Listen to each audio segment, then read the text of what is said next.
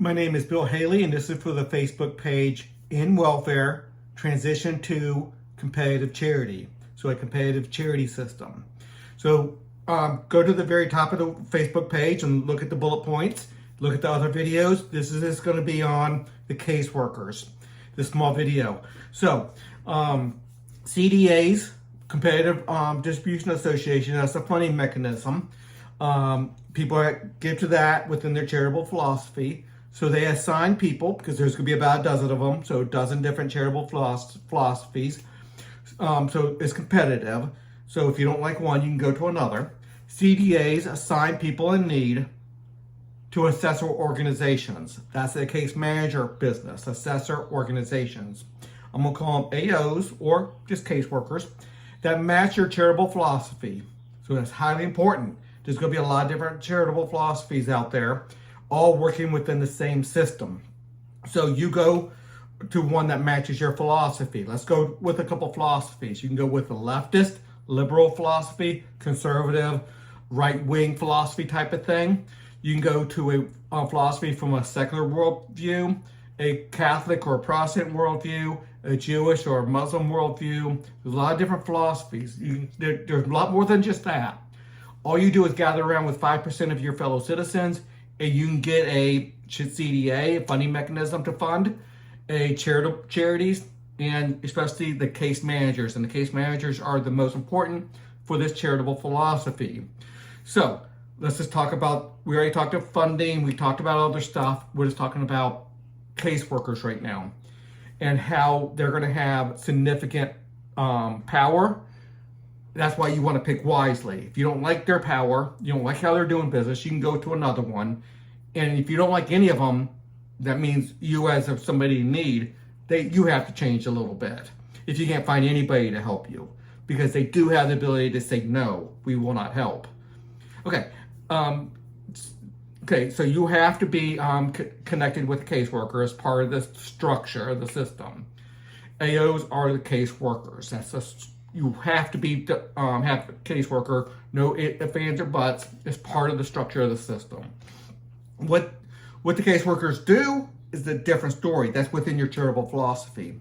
Okay, the caseworker examines the entire family dynamic of the person in need, however they want to, whatever their charitable philosophy is. Again, about a dozen of them. So this structure does not say how they have to do it. It just says each of the 12 or so get to do it their way. And you as a person in need get to choose which one. Now they're limited on how many people are funding them.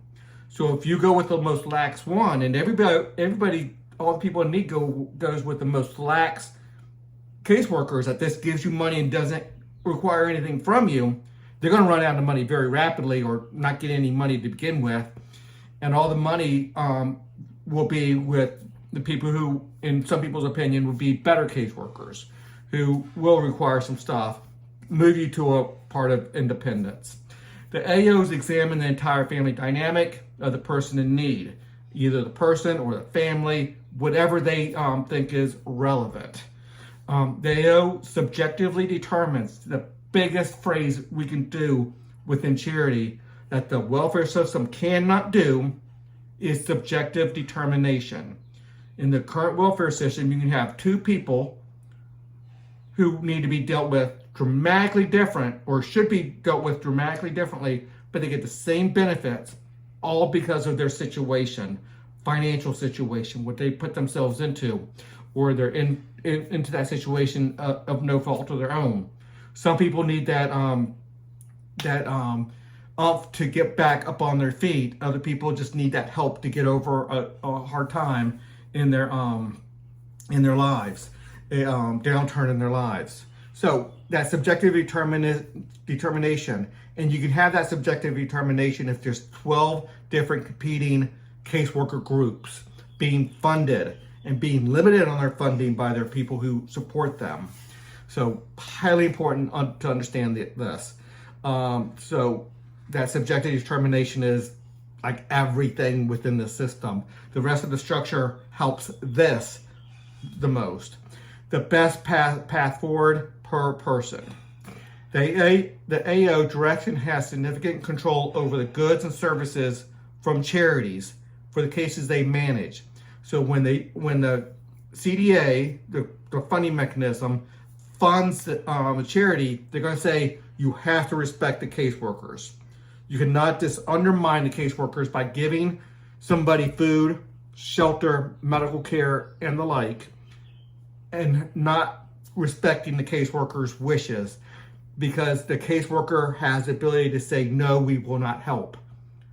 And that's one of the most important parts of charity, is that no, I will not help. It gives that person that leverage to say, you need to get out of that immoral, unhealthy lifestyle that you're in and get on a pathway to becoming independent or interdependent. So there's a lot to it. And again, you can go with a AO that just gives and gives and gives and has no requirements and no lifestyle requirements and no anything. You can go with them, but hopefully those will be very underfunded by the population, by the citizens, because that's not what's best for them, and people don't want to give to enable people to live in a bad lifestyle. And that can get abused, don't get me wrong, and we have ways to deal with that abuse. We have a lot of ways to deal with that abuse. The rating system is going to be in here to deal with that abuse. The AOs so they get to direct the benefits, the goods and services that they get, the medical care, the food, the shelter, all that stuff. And it is dependent on, are you living a good lifestyle? Are you living a moral lifestyle? Are you living an ethical lifestyle? Are you living a lifestyle? Now, don't go with the Catholic one that says you want to do this, this, and this to be able to get the food, the shelter, the medical care, if you're not Catholic and you're not willing to abide by their teachings and their requirements. Go with a secular one that will give, regardless of whether that is. But Catholics are going to be helped by Catholics. Protestants are going to be helped by Protestants. Other denominations will be helped by them. Secular people will be helped by secular people. It can be intermixed. Don't get me wrong. You can go to one that you don't belong to their faith. That's fine, but then don't be surprised or offended when they ask you to live a certain lifestyle. I'm not telling you they can tell you to pray and all that stuff, but there's issues around there where it can't go too far.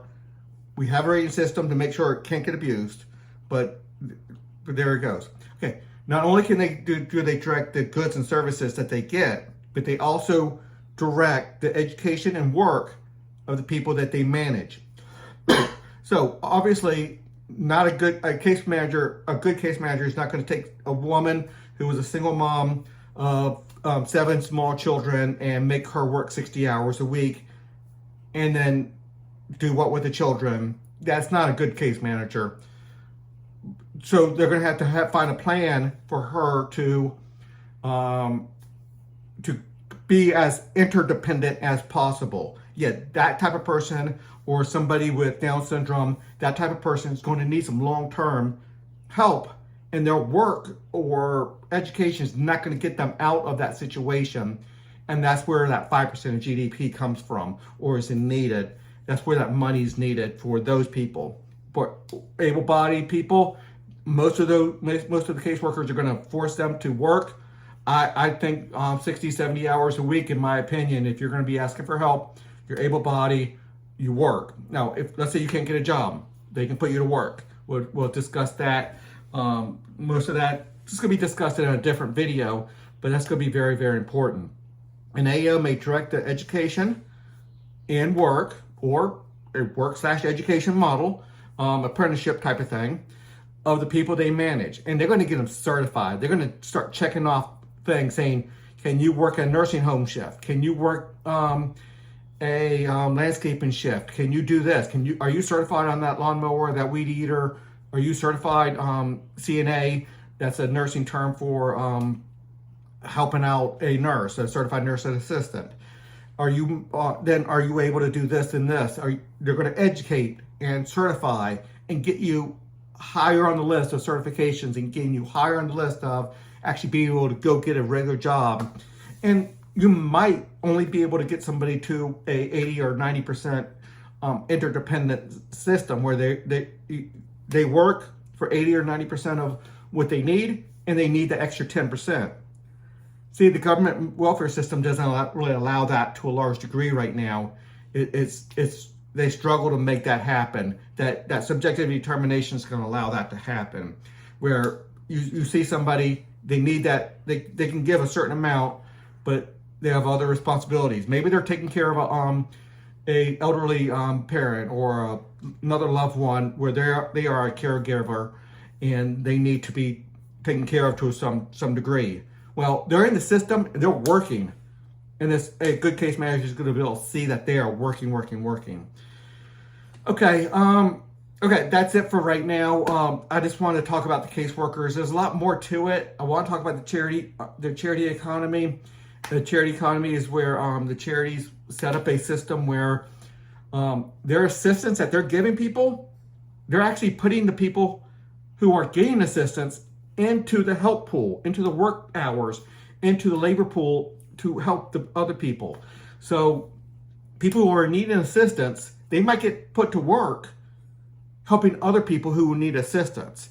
If you need assistance and you have a whole bunch of home skills to handyman skills, they might be putting you into other people's houses of